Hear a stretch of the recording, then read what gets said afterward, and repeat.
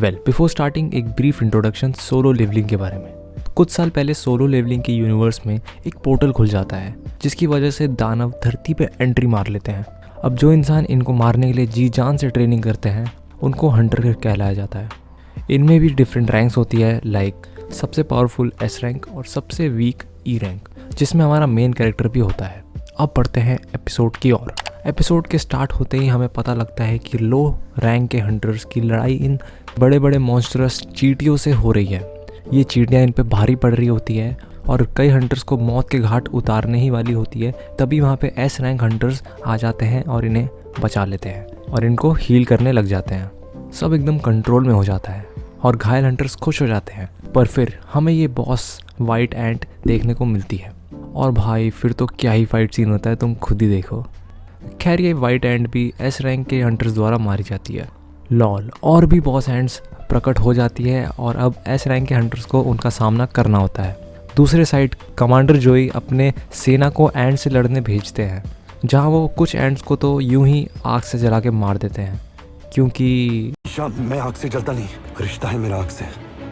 3 साल बाद हम आ चुके हैं प्रेजेंट में, जहां हमें एक पोर्टल खुला दिखता है। जी हाँ, ये वही पोर्टल है जहां दानव है। उसके आसपास हमें कई सारे हंटर्स देखने को मिलते हैं। वहाँ पे अब एक कमज़ोर लड़के की एंट्री होती है। जी हाँ, जो कि हमारा मेन कैरेक्टर है, जो कि सिर्फ नाम का हंटर होता है और बहुत ही कमज़ोर होता है। जी हाँ, हम बात कर रहे हैं हमारे मेन कैरेक्टर जिनवो की। इसके बारे में पता चलता है कि ये कई बार मरते मरते बचा है और इसको बचाया होता है और किसी ने नहीं बल्कि इसकी दोस्त ने। इसकी दोस्त इसकी बहुत चिंता करती है। वो टेंशन में रहती है कि कहीं ये अपने आप को चोट ना पहुंचा ले और कुछ बुरा ना हो जाए। जब दोनों बातें करने में लगते हैं तो हमें पता चलता है कि हमारे मेन कैरेक्टर को बीच में हॉस्पिटल भी जाना पड़ा था, जिससे ये पता लगता है कि यार ये तो पिटता ही रहता है। खैर, अब हंटर्स के जाने का समय हो गया होता है। मिस्टर सॉन्ग इस हंटर्स की टोली को लीड कर रहे होते हैं। सभी हंटर्स अब आगे बढ़ते हैं और हमारा मेन कैरेक्टर भी तैयार हो जाता है। उसके पास हथियार के नाम पे एक चाकू होता है जिसमें कोई मैजिकल पावर्स भी नहीं होती। खैर, इसी के सहारे वो भी अंदर हो लेता है। अब हम हंटर्स के चेयरमैन के ऑफिस में आ जाते हैं, जहां हमें जानने को मिलता है कि वेयर हाउस से मिलने वाले एसेंस स्टोन्स से ही हंटर्स की कमाई होती है और एसेंस स्टोन्स का इस्तेमाल दानवों को मारने के लिए भी हथियार बनाने में इस्तेमाल होता है। खैर, अब थोड़ी ज्ञानवर्धक बातें। ये स्टोन एक टाइप के फॉसिल फ्यूल्स भी होते हैं जो कि बिजली के प्रोडक्शन में यूज़ हो सकते हैं। गवर्नमेंट भी इन एसेंस स्टोन्स में काफ़ी इंटरेस्टेड होती है। खैर, back to the cave.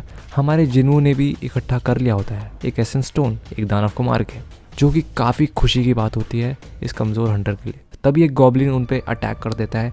Jinu भी अटैक करता है, पर भाई की किस्मत इतनी ख़राब कि चाकू ही टूट जाता है और गॉब्लिन उसे बुरी तरह घायल कर देता है। पर फिर टेंशन की क्या बात, जब जूही है अपने साथ। जूही जिनू को हील करने लग जाती है। जब तक जिनवू हील होता है, बाकी दानवों को हंटर्स टपका देते हैं। जूही जिनवू पे बहुत ज़्यादा गुस्सा होती है। वो जिनवू पे सवाल उठाने लग जाती है। एनीवेज, बाकी हंटर्स लूटपाट कर लेते हैं और एक गुफा मिलती है जिसके अंदर इनको जाना तो नहीं चाहिए, बट एनीवेज लीडर सॉन्ग तो पहले अंदर जाने के लिए मना कर रहे होते हैं और हंटर्स एसोसिएशन के ऑर्डर का आने का वेट कर रहे होते हैं। बट फिर वोटिंग की जाती है और 6 लोग राज़ी हो जाते हैं और 6 मना कर रहे होते हैं। बचा होता है जिनवू, जो कि अपने बहन को पढ़ाने के लिए पैसे जुटाने और माँ का इलाज कराने के प्रेशर में आकर हाँ कह देता है।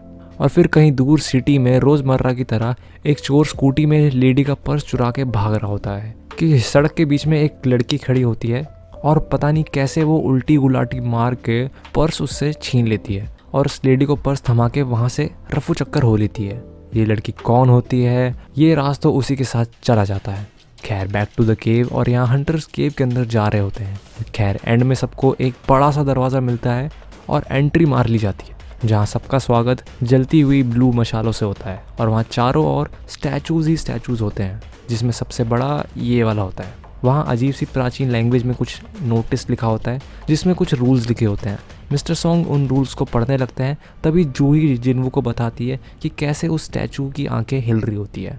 ये बड़ा स्ट्रेंज होता है और जिनवू को लगता है कि ये जूही का कोई वहम है।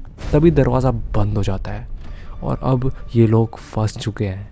इन्हीं में से एक हंटर गुस्सा हो जाता है और बाहर जाने को होता ही है कि रेस्ट इन पीस हो जाता है। इनको अब ये पता लगता है कि हाँ, ये स्टैचू हिल भी सकते हैं। जिनू और बाकी हंटर्स ये देख के सब कुछ पैंट में ही कर देते हैं और फिर जिन्वू पीछे देखता है और मानो उसकी सांसें थम सी जाती है, क्योंकि जूही सही कह रही थी, उस स्टैचू की आंखें सचमुच हिल रही होती हैं। फ्लैशबैक में जाते हैं जहाँ जिन्वू की स्ट्रगल स्टोरी हमको पता लगती है, उसके फटे जूते, उसकी बुरी हालत और कैसे वो कमज़ोरों की तरह दानवों को पीछे से वार करके मारता था। खैर, back to the present, Jinwoo सबको नीचे बैठने को बोलता है क्योंकि स्टैचू वॉल्केनो से भी गर्म लावा सब पे फेंकने लग जाता है। खैर, ये बंदा तो रेस्ट इन पीस हो जाता है और बाकी लोग जला हुआ स्केलेटन देख के फिर से सब कुछ पैंट में ही कर देते हैं। अब आखिर में सवाल ये आता है कि क्या ये लोग मौत के कुएं से बाहर आएंगे या फिर यहीं अपना दम तोड़ देंगे। इसका जवाब तो मुझे भी नहीं पता। मिलते हैं सोलो लेवलिंग के नेक्स्ट ब्रेकडाउन वीडियो में। Bye bye.